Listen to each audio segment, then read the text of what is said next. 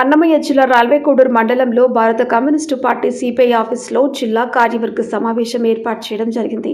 సమావేశానికి ముఖ్య అతిథులుగా రాష్ట్ర కార్యదర్శి వర్గ సభ్యులు గుజ్జులు వేసుకునేవారు హాజరు కావడం జరిగింది.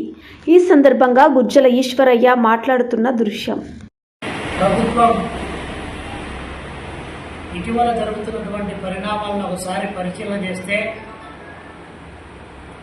కేంద్రంలో నడుస్తున్నటువంటి భారతీయ జనతా పార్టీ చేతిలో మరొకసారి కీలుబొమ్మగా మారిందనేటువంటిది అర్థమవుతా ఉంది.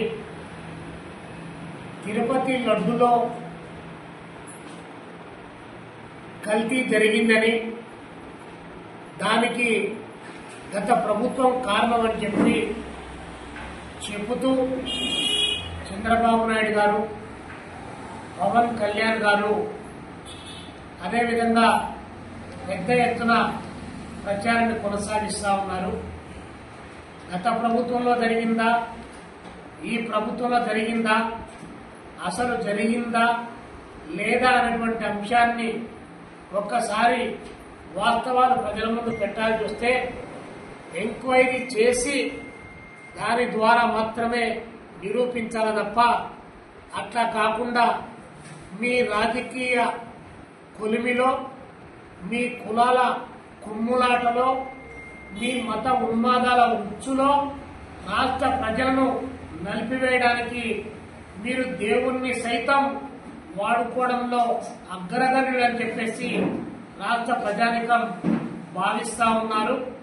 ఇప్పటికైనా కూడా ఇలాంటి అంశాలను పక్కన పెట్టి జరిగినటువంటి వాస్తవాలను ప్రజలకు వివరించమని చెప్పేసి మేము కోరుతా ఉన్నాం.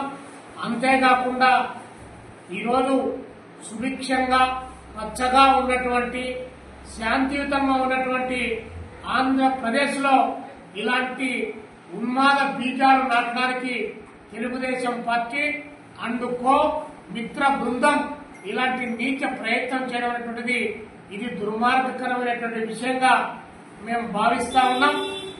రాష్ట్రంలో చంద్రబాబు నాయుడు గారు అధికారంలో ఉన్నారా, జగన్మోహన్ రెడ్డి అధికారంలో ఉన్నారా?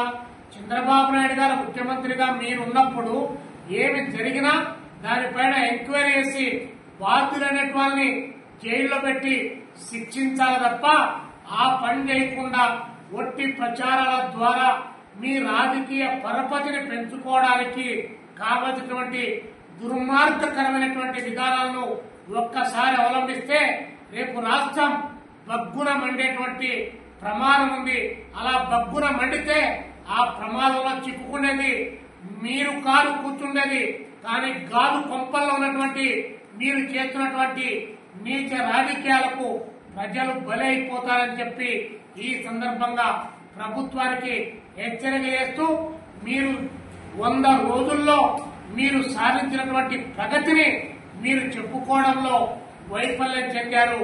ఎందుకంటే మీరు ప్రగతిని సాధించలేదు కాబట్టి మీరు ఇచ్చినటువంటి వాగ్దానాల్లో ఈ 100 రోజుల్లో ఏ ఒక్కటైనా అమలైందా? 3 గ్యాస్ సిలిండర్లు ఇచ్చారా? ఒక్కొక్క కుటుంబంలో చదివేటువంటి వాళ్ళు ఒకరు కాదు, ఇద్దరు కాదు, ముగ్గురు, నలుగురైనా కరెంట్ అని చెప్పడానికి సులభంగా ఉంది. నలుగురిని కని పెంచితే ఎంత కష్టం ఉంటుందో తెలుస్తుంది. మీరేమో ఒకరినే కంటారా? మీరు లోకేష్ ఇచ్చే 15,000 రూపాయలకు వాళ్ళంతమందిని కనమని చెప్పి మీ అధికారం కోసం వాగ్దానం చేసి 100 రోజులు దాటిపోయింది. ఒక్క రూపాయైనా ఇచ్చారా? లేదు. రైతులకు 20,000 రూపాయలు సాగు చేసుకోవడానికి ఇస్తామని చెప్పారు. ఒక్క 20 పైసలైనా మీరు కేటాయించారా? ఆర్టీసీ బస్సులో మహిళలందరికీ ఉచితం అని చెప్పారు, ఏమైనా ఇచ్చారా? అదేవిధంగా మహిళలకు 1500 ఇస్తామని చెప్పారు, ఒక్క రూపాయన ఇచ్చారా?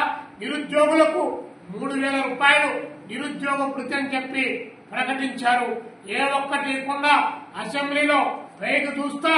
ఇప్పుడు నేను ఈ రాష్ట్ర ఆర్థిక పరిస్థితి ముందేమో అప్పుల కుంపటి, ఇప్పుడేమో డబ్బులు లేవు, ఏం చేయాలో భయమేస్తా ఉందని చెప్పి చిలకల పలుకులు పలుకుతున్నటువంటి చంద్రబాబు నాయుడు గారు నిన్న మొన్న మీ రాజకీయాల్లోకి రాలే.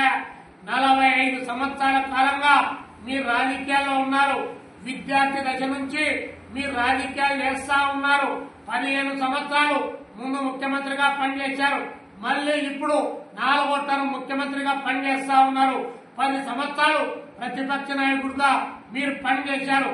రాష్ట్ర ఆర్థిక పరిస్థితి ఏందో, రాబడేందో, పోబడేందో, ఏ ప్రాంతం నుంచి ఎంత సంపద సృష్టిస్తామో మీకు తెలియకుండానే భారత బడ్జెట్ అంత వాగ్దానాలు మీరు చేశారా అని చెప్పి కమ్యూనిస్టు పార్టీ సిపిఐగా మేము అడుగుతా ఉన్నాం.